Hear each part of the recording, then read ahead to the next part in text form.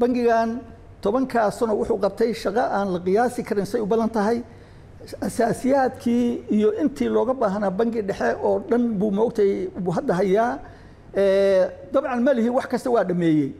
waxyaalo waxa jira moogtahay oo hadda faraha lagu hayo مثلا waxa ku jira casriyeynta habka moogtahay systemyaasha bangiga oo dhan baa jira hadda faraha lagu hayaa waa dhamaad hadii la koran yahay bil ama moogtahay wax la mid ah iyo baa moogtahay gudaheed bay moogtahay ay ku shaqo galaysaa bangiga horta hadduu si amaanada sameyn amaana kaliya ma aha isagoo amaana leh baa bangigu waxa dhici karta inuu waayo moogtahay awoodii uu ku shaqeyn lahaa iyo waxaas hadda waa iska xirmaya haddii la koran yahay bangiguna sanad kastaba adduunka meelaha qaar kood laysanka waxa la siiyaa laysan furan baa la siiyaa dadka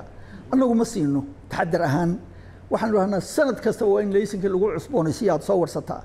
waxa weeye macnaheedu waxa weeye sanad kastaba in arrintii la dul joogo ma ogtahay inta bangiyadu muddo fara badan ay qaadanayaan oo si fiican uga dhismayaan